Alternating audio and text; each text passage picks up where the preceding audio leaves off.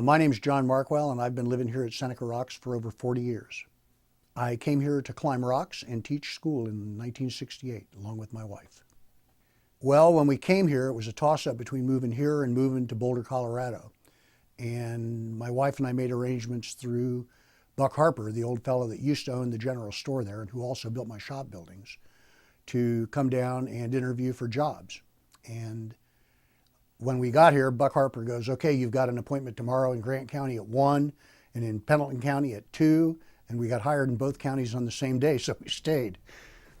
I mean, it worked out pretty good. It was just one of those fortuitous deals, and it was probably way better than moving to Boulder.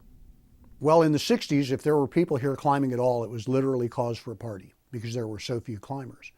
And you saw folks from DC mainly. Once in a while, some folks from New York would come down from the Gunks. And everybody stayed at Shirley Yoakum's campground, which is now Princess Snowbird. And that was originally a community owned picnic area, like a ball field and stuff. And it cost $0.25 a night to camp there then. That's where everybody stayed. And like I say, there were very, very few people. And if you came here very often, you got to the point that you probably knew whoever was here, or had seen them before. And then after I moved here, needless to say, it didn't take long before you knew just about everybody who came. There was also a contingent from the Pittsburgh Explorers Club in PA that came down, Ivan Jarek and his bunch. You had John Christian, Arnold Wexler, Don Hubbard, the old timers from DC. They were always around. Well, it's always been kind of an eclectic group of people, a lot of professional people early on in climbing. Like Arnold and Don Hubbard worked for the Bureau of Standards in DC, and they were actually instrumental in developing nylon rope during World War II, and a lot of the early climbing gear they worked on or brought back from Europe with them. Some of the stuff I've got down in the shop, or that Arthur's got now, is stuff that they either brought back or some of it they made. Like some of those early knife blades were machined out of Ford automobile axles, like in the 50s probably, which is pretty cool. There's like a whole beaner full of them, but they're pretty neat. But the van actually belonged to a friend of mine named Steve Richards, and we were selling gear out of the van. That was the first shop. It was mobile, and we drove it. We lived over around Franklin the first year we were here, and we would drive the van over on weekends and pedal climbing gear. It was a way to subsidize your habit. I had a partner for a while. That didn't work out. But yeah, I've done the shop. I started the shop probably in 70. We'd been here maybe a year or two. And then it became an official business in 71. That's when I got a business license and started paying taxes and actually had a building. A friend of mine, Bill Jasper, who I started climbing with, was probably one of the very first Chouinard dealers in America. I mean, he was mobile. He dealt out of the trunk of his car, which lots of people did back then. And when he gave it up, I took it over. That was when I was in Ohio. And I just brought that dealership with me, plus a dealership from Ed Leeper. And I sold Leeper pins and Chouinard stuff.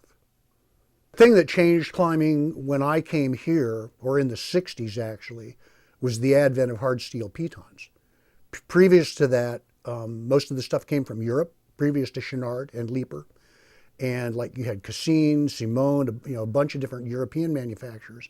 And most of that stuff was made out of soft, malleable steel, okay? And it wasn't always easily reusable because it would bend going in and sometimes you couldn't get it out of the cracks. You hammered them in the cracks, the pitons. And Chouinard started forging hard steel pitons. And they were real durable and easily reusable. And Ed Leeper did the same thing with his Z-shaped pitons. But that, and you had carabiners. I mean, I sold Chouinard carabiners. I sold Bedane carabiners. Rafi Bedane, who was actually an instructor here during the 10th Mountain Division days of World War II. Rafi Bedane invented the aluminum carabiner. And I sold those. You sold what you could get. There wasn't the number of vendors that you've got now. There was Edelrid rope. That was the only Kern Mantle rope you could buy at the time, was that one brand. It came in red, yellow, blue, and white, and that was it. A lot of people climbed in mountain boots, in heavy boots, but they had what they called a kletter shoe. It was like essentially a real tight-fitting suede shoe with assorted types of vibram on the bottom, a finer vibram than like on a hiking boot. But you had boots by Kronhofer, and I forget who all now. I'd have to look back in some of the old catalogs, but we sold those. And then